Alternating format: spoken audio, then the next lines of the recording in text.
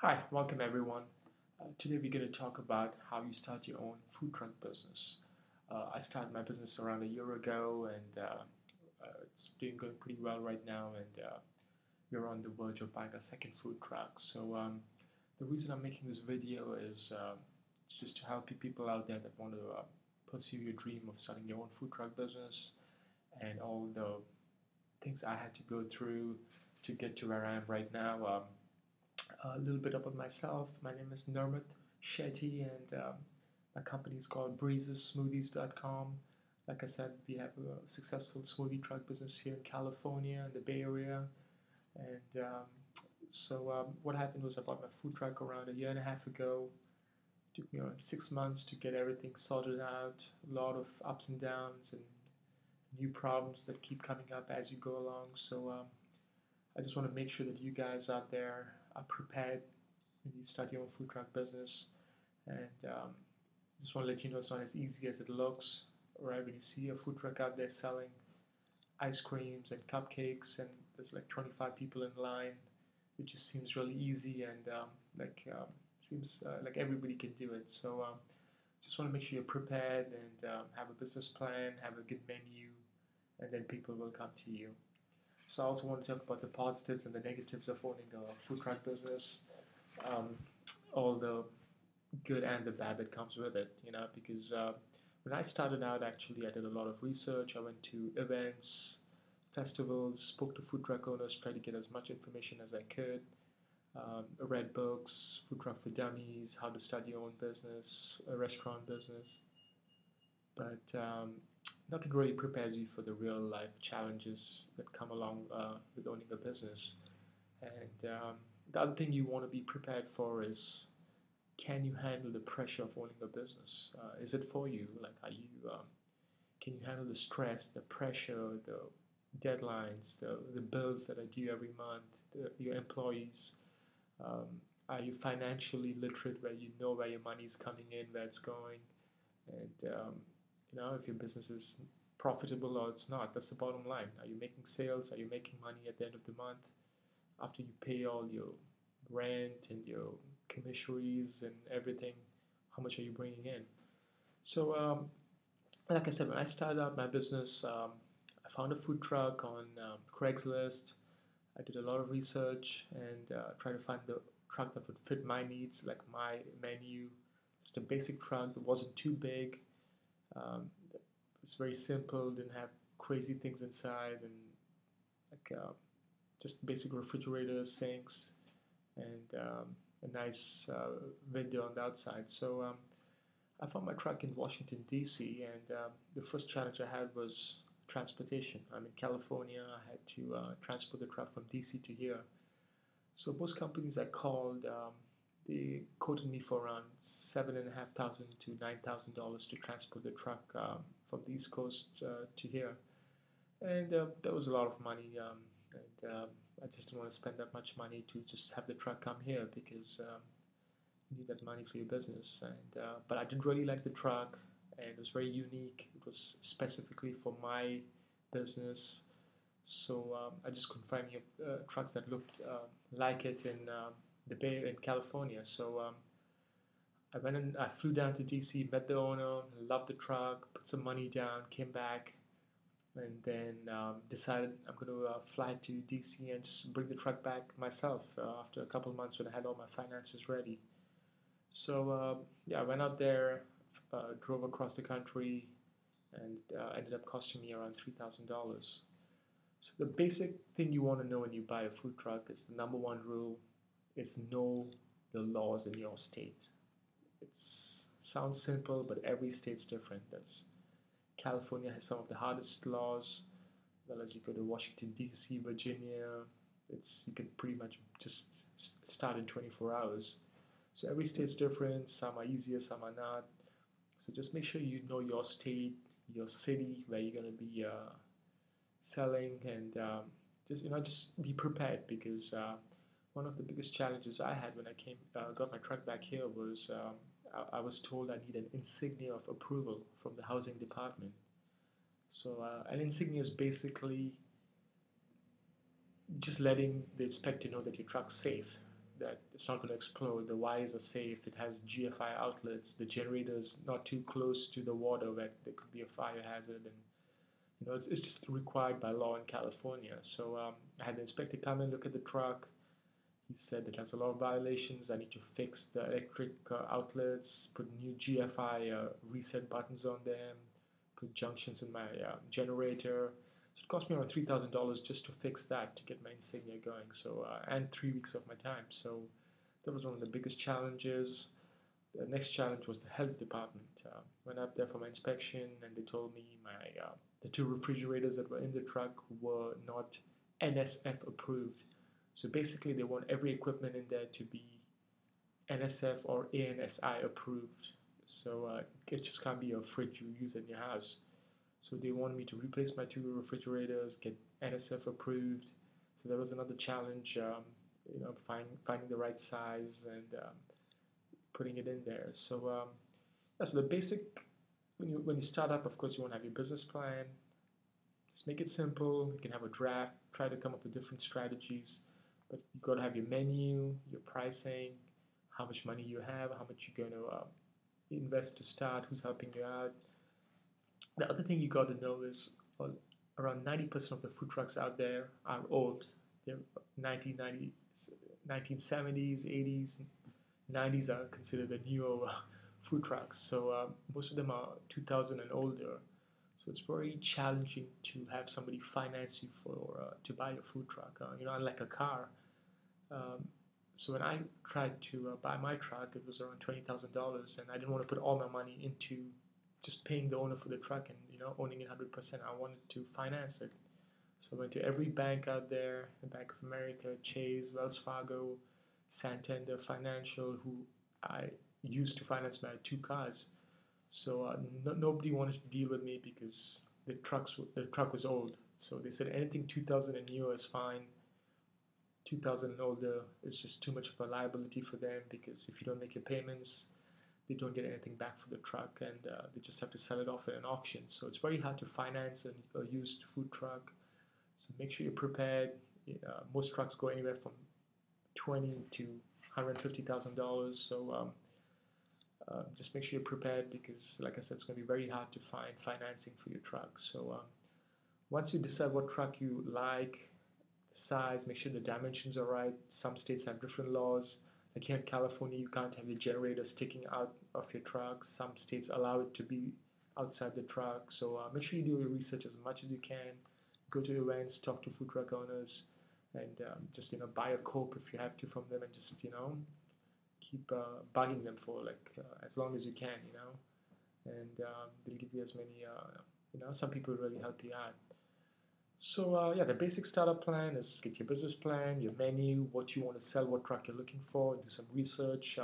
I started off by going to usedwending.com. They have a bunch of trucks all over the country for sale, and then you can go to Craigslist. That's where I found my truck. You just do as much research as you can, email the owner, talk to them, tell them you're serious, but you want to know as much information as you can. Ask them why they're selling the truck. Did the business fail? Did it expand where they're owning a brick and mortar store now?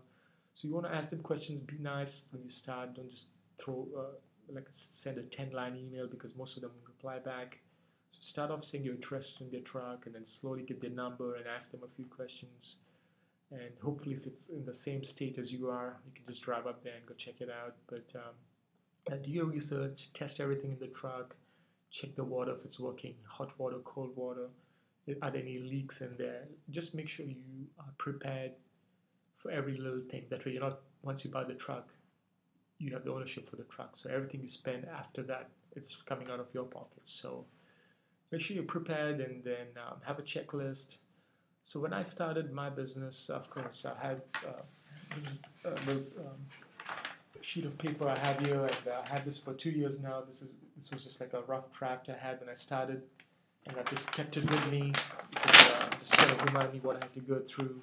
So I'll just read it for you guys. That way, you haven't probably seen this. So of course, the first thing you want to do is start your company. So you've got to decide: do you have a partner? Are you going to go in as a sole proprietor or a limited liability company?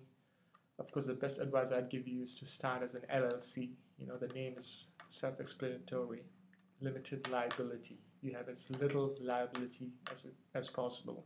Something happens to your business, somebody sues you down the line, your assets are protected. Your house is protected, your cars, your finances. You know, your family doesn't have to be on the streets. So you're going to be protected. You know, your business entity is different from your personal assets. So if you have 100,000 in the bank and somebody sues you for 1 million, the 100,000 is going to be in the bank. It's your money. So you're not going to be liable for anything that goes on in your business. So form an LLC. Here in California, you just got to get a form downloaded in the government's website, send it to Sacramento with a $200 fee. They send you back a little piece of paper saying, hey, you formed your limited liability company. Of course, you got to give them a fixatious name. So mine was Breezes Smoothies, so it was Breezes Smoothies LLC. So you make sure you put that LLC in there. Others will send you the form back. So yeah, form your business corporate LLC. The next step is go to the county office and get your tax ID number. You're registered, so you give them your social security and they give you a tax ID number, which helps you with your business. Then you get the next step is to get your business license. So business license, again, you go out there, give them your paperwork, and costs you around $125 for the business license, around $150 for the tax ID, and forming an LLC is anywhere from $100 to $300, depends on your state. So those are the first few steps. The next thing you do is you got to register your fixatious name, which is you basically go back to the county, pay a fee of $60, and they expect you to publish it in the newspaper, in your local newspaper, to say that you're in business. So it's got to be on there for like 30 days, and then they send you a little piece of paper saying you have registered. So it's called a DBA, your fixatious business name. Make sure you do that too, which is very important. You don't want to get any fines from them later on. So that's going to be around $60 to $80. And then you make sure you publish it in your local newspaper. And of course, the next step is getting your truck. You know, do all these little things first so you don't have to worry about it later. So put some money down in your food truck when you start, and then focus on getting your finances ready to purchase the truck. So once you purchase the truck, make sure everything's good to go. It's running fine, the wires are good. If you need an insignia, make sure it has the sticker on it, or take the necessary steps to make sure it's safe. And then the next step is your commissary. You're supposed to find a commissary. A commissary is basically a place where you're going to be parking the truck while you're not doing business. So if you do business from 10 to 6 p.m., you're supposed to take the truck back at night, park it at the commissary, clean it up out there, drain all the wastewater, fill it up. You can do that the next morning, but the truck has to be parked in a certified commissary. You cannot park your truck in your house. It's just not safe, and too many people have abused the system. So they have a commissary you're supposed to find. I found a pretty good commissary here in the Bay Area. I got a guys that paid around $500 a month for free parking, and got to use the kitchen for around 30 hours a week to store all my stuff. So once you get a commissary, which is a very important step, of course then you purchase your truck, you find a way to transport it back to your place, then you got to get it registered, you got to go to the DMV. Seems real easy and simple, like you're doing a car, but it's not. My budget, my estimation was it was going to be anywhere from $300 to $500 to register and get the tags and plates, but I ended up paying $1,500. Again, because it's a commercial truck, they ask you for the weight of your truck. If it's 15,000 pounds, you pay around 1,000. If it's 18,000 pounds, you pay 1,500. If it's 20,000 pounds, you pay 2,500. So it keeps going up, So just make sure you're prepared for all this. Ask the previous owner, how much the truck weighs, what extra stuff you're going to be putting in there. Maybe if you're going to be bringing in some 300 or 500 pound freezers in there, make sure you wait till you get the registration done first. That way you don't have to pay for that extra weight. So yeah, so these are the things you want to be prepared for. And then after you get your health inspection approved, you got to get a peddler's permit. Now again, every state's different, every county's different. A peddler's permit's basically a seller's permit. You go to the police department, they take your fingerprints, they want to make sure you're not a criminal, and They give you a seller's permit which you're supposed to put in your truck. That way, the police walks by or people just know that this person can sell out here. It's a seller's permit, so that's the next step. And then of course you're wrapping up your truck. Make sure you find somebody who's a graphic designer who's just coming out of college. Don't go to these professional shops. They charge you like $4,000-$5,000. Just find someone who has some graphic design experience, who's trying to get the name out there. Somebody in college. So put up an ad on Craigslist, and you find somebody who'll do it for $1,500 or less.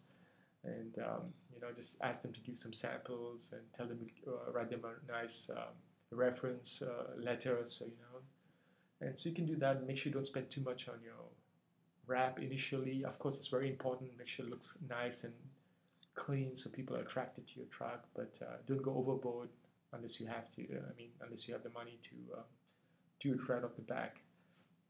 The next thing is, of course, getting your website going. Start your website. There's a lot of free websites out there.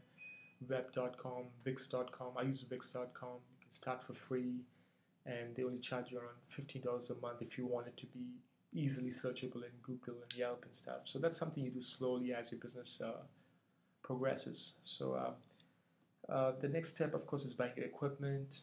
Make sure you find some equipment that's reliable. I prefer to buy it from the store because it has a warranty. If I can buy a espresso coffee machine for $600 in Craigslist or pay $1,000 at Sears outlet, I'd rather go with the Sears outlet because I have a warranty for 3 years and it's a reliable source. So make sure you buy the right equipment, and your groceries, again, you can start going to Costco, restaurant depots. So like I said, try to talk to food truck owners, and try to ask them where they park, where they go buy their food. So yeah, these are some of the steps you'll have to go through. So make sure you have your budget, your initial finances, everything ready, your menu. It helps to have a business plan. So what I did was I printed out an 8-page business plan, put it in a little file that cost me 80 cents. So it was 80 cents for the file and around $1 to print those 8 pages. So around $1.50. And I started taking around 10 of those folders, and whenever I'd go to work out in the gym, if I just saw somebody who was in their 40s or 50s, seemed like either they're retired or if they're like a business person, I'll just go and give them a file and tell them, hey, can you have a look at this? It just takes a couple of minutes of your time. So if they were in a rush, I just hand it to them and have them leave. They had a couple of minutes to just glance through it, and I'd tell them, give them my card and tell them, please email me if you're interested in investing in my company. So yeah, that way I was able to find an investor actually who, after initially spending around $30,000 for everything, the truck, the wrap, all these fees, I was around $5,000 or $10,000 short. So I found this investor by just giving him my business plan, and he helped me out. So that was that. So yeah, just make sure you're as prepared as you can be. There's always little problems that comes by. You're gonna have a flat tire. Your generator is gonna have problems. So make sure you're always prepared, and try to take the higher road. Don't take a shortcut when you're doing this stuff. A lot of people want to put cheap stuff in there, but in the end, it's going to cost you more. So make sure you get a nice generator, nice refrigerators, nice equipment. Start small. If you have to get, one coffee maker, get like one refrigerator, but make sure you get the best quality. All right. So yeah. So I'm gonna keep posting more videos out here and help you guys. And my goal is to make sure I teach people what I've been through. That's the best way to learn, instead of learning from your own mistakes. You can always be ready for those roadblocks ahead. That way you're not making those mistakes. And I just believe that's the purpose of everyone's life here. You've got to make sure whatever path you take, and if you make it, if you're successful, you've got to give back. You can give back with your money, with your time, with your knowledge, but you want to make sure you give back so the future generation can make a difference in this world. I hope you enjoyed the video, and if you have any questions, please email me. My email is Danny, and I'll be happy to help you. And maybe if you're a great business plan, I can help you out with that too. All right, thank you.